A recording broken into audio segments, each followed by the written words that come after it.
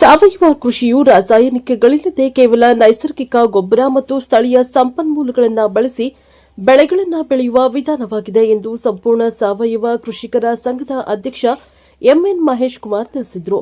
ಸಂಪೂರ್ಣ ಸಾವಯವ ಕೃಷಿಕರ ಸಂಘ ತಾಲೂಕಿನ ಬಾಚನಹಳ್ಳಿ ಗ್ರಾಮದ ಉಮಾ ಮಹೇಶ್ವರಿಯವರು ತೋಟದಲ್ಲಿ ಹಮ್ಮಿಕೊಂಡಿದ್ದ ಮಾಸಿಕ ಸಭೆಯಲ್ಲಿ ಮಾತನಾಡಿದ ಅವರು, ಮಣ್ಣಿನ ಫಲವತ್ತತೆ ಹೆಚ್ಚಿಸುವುದು, ಪರಿಸರವನ್ನು ರಕ್ಷಿಸುವುದು ಮತ್ತು ಆರೋಗ್ಯಕರ ವಿಷಮುಕ್ತ ಆಹಾರವನ್ನು ನೀಡುವ ಮೂಲಕ ಮಾನವನ ಆರೋಗ್ಯ ಕಾಪಾಡುವುದು ಪ್ರಮುಖ ಉದ್ದೇಶವಾಗಿದೆ.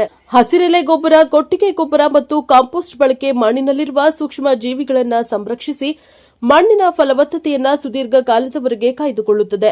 ರಾಸಾಯನಿಕ ಗೊಬ್ಬರಗಳಿಂದ ಹಾಗೂ ಕೀಟನಾಶಕದಿಂದ ಬೆಳೆಯುವ ಬೆಳೆಗಳ ಆಹಾರವು ಹಾನಿಕಾರವಾಗಿದೆ. ಮಾನವ ಮುಂದಿನ ದಿನಗಳಲ್ಲಿ ಮಣ್ಣಿನ ಫಲವತ್ತತೆಯನ್ನು ಕಳೆದುಕೊಂಡು ರೋಗ ರುಜಿನಗಳಿಗೆ ತುತ್ತಾಗುತ್ತಾನೆ ಎಂದರು. ಹಿರಿಯ ತೋಟಗಾರಿಕೆ ನಿರ್ದೇಶಕ ಶಾಂತರಾಜ್ ಮಾತನಾಡಿ, ಪ್ರಾಣಿಜನ್ಯ ಮತ್ತು ಸಸ್ಯಜನ್ಯ ಪ್ರಾಣಿಗಳಿಂದ ಹಾಗೂ ಸಸ್ಯಗಳಿಂದ ನಮಗೆ ಲಭ್ಯವಾಗುವ ಆಹಾರ, ಪೋಷಕಾಂಶಗಳು ಮತ್ತು ಇತರ ಉತ್ಪನ್ನಗಳು ಪ್ರಕೃತಿಯ ಮೂಲಗಳಾಗಿವೆ. ಮಣ್ಣಿನ ಫಲವತ್ತತೆಯನ್ನು ಕಾಪಾಡಲು ಸೂಕ್ಷ್ಮಾಣು ಜೀವಿಗಳನ್ನು ಬಲವರ್ಧಿಸಲು ತುಂಬಾ ಪ್ರಮುಖವಾಗಿದೆ ಎಂದು ತಿಳಿಸಿದರು. ಇದೇ ಸಂದರ್ಭದಲ್ಲಿ ಜಿಲ್ಲಾ ಕೃಷಿ ನಿರ್ದೇಶಕರಾಗಿ ಕಾರ್ಯವನ್ನ ನಿರ್ವಹಿಸಿ ಬೇರೆಡೆ ವರ್ಗಾವಣೆಗೊಂಡ ಅಶೋಕ್ ರವರನ್ನ ಸನ್ಮಾನಿಸಲಾಯಿತು. ಇದೇ ಸಂದರ್ಭದಲ್ಲಿ ಜಿಲ್ಲಾ ದೇವರಾಜ ಅರಸು ನಿಗಮದ ನಿರ್ದೇಶಕ ಬೋರೇಗೌಡ, ಹಿರಿಯ ತೋಟಗಾರಿಕೆ ಸಹಾಯಕ ನಿರ್ದೇಶಕ ಶಾಂತರಾಜು, ಜಲಾನಯನ ವಿಭಾಗದ ಕುಮಾರಸ್ವಾಮಿ, ರೈತ ಮುಖಂಡರಾದ ಎನ್ಎಸ್ ಗಂಗಾಧರ, ಭಾರತಿ, ಉಮಾ ಮಹೇಶ್ವರಿ, ಕಸರವಾಡಿ ಮಹದೇವು, ಚಿಕ್ಕಣ್ಣ ಸೇರಿದಂತೆ ಹಲವಾರು ಜನರು ಉಪಸ್ಥಿತರಿದ್ದರು. Bureau report, Prajaprabha TV, Malavalli. ಅದರಲ್ಲಿ ಪ್ರತಿ ತಿಂಗಳು ಮಾಸಿಕ ಸಭೆ ಮಾಡ್ತಾ ಇರೋ ಸಂಘ ಅಂತ ಯಾವ್ದಿದ್ರೆ ಸಂಪೂರ್ಣ ಸಾವಯವ ಕೃಷಿಕ ಸಂಘ ಒಂದೇ ಅಂತ ಎದೆ ತಟ್ಟಿ ಹೇಳ್ಕೊಳ್ಬಹುದು. ರೈತರು ಅಂದ್ರೆ ಕೊಳೆ ಬಟ್ಟೆಯಲ್ಲಿ ತೋರಿಸುವಂತ ಪ್ರವೃತ್ತಿ ಇತ್ತು ಏನೋ, ಆದ್ರೆ ರೈತ 40% ಗೊತ್ತಿರಬೇಕು. 60% ಉದ್ಯೋಗ ಕಟ್ಟಂತಹ ಯಾರಾದ್ರೂ ಮಹಾನ್ ವ್ಯಕ್ತಿ ಇದ್ರೆ ಅದು ರೈತ. ಅವನ್ನ ಅತ್ಯಂತ ಕೊಳೆ ಬಟ್ಟೆಯಲ್ಲಿ ತೋರಿಸಿದ್ರು. ಆ ಶಿಸ್ತು ಅದನ್ನ ತೊಡೆದಾಕ್ಬೇಕು ಅಂತ, ಶಿಸ್ತನ್ ಮಾಡ್ಬೇಕು ಅಂತ ನಮ್ಮ ಸಂಘದ ಸದಸ್ಯರಿಗೆ ಬಿಳಿ ವಸ್ತ್ರ ಹಾಕ್ಬೇಕು. ರೈತರ ತೋಟದಲ್ಲಿ ಪ್ರತಿ ತಿಂಗಳು 2ನೇ ಶನಿವಾರ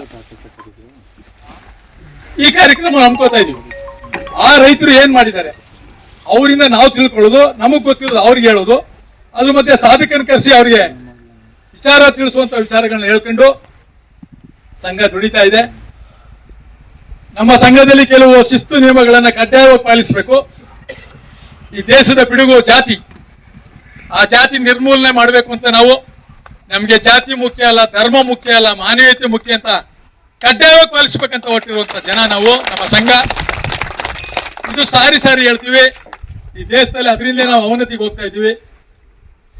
ಶೋಷಿತ ವರ್ಗಗಳು ಈ ದೇಶದಲ್ಲಿದೆ. ಶೋಷಣೆಗೆ ಒಳಗಾಕಿರುವಂತ ವರ್ಗನೂ ಇದೆ, ಅದು ರೈತಾಪಿ ವರ್ಗ.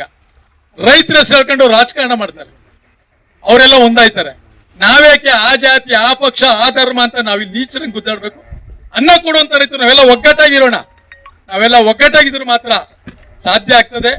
ನಮ್ಮ ಸಂಪೂರ್ಣ ಸಾವಯವ ಕೃಷಿಕರ ಸಂಘ ಬರೀ ಕೃಷಿ ಬಗ್ಗೆನೇ ಅಲ್ಲ. ಬಹುಶಃ ನಮ್ಮ ಪತ್ರಕರ್ತರು ಮಿತ್ರರು ಬಂದವ್ರೆ, ಮುಂದಿನ ತಿಂಗಳ ಆಗಸ್ಟ್ 15ರಂದು ರಕ್ತದಾನ ಶಿಬಿರ ಬಹುಶಃ 1200ಕ್ಕೂ ಹೆಚ್ಚು ಮಾಡಿ ದಾಖಲೆ ನಿರ್ಮಿಸಿದ್ದು.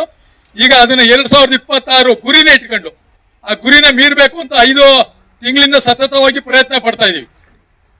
ಇದು ಒಂದು ರಾಷ್ಟ್ರೀಯ ದಾಖಲೆ ಮಾಡಬೇಕು ಅನ್ನೋ ದೃಷ್ಟಿಯಿಂದ ಕಾಯ ವಾಚ ಮನಸ ದುಡಿತಾ ಇದೀವಿ.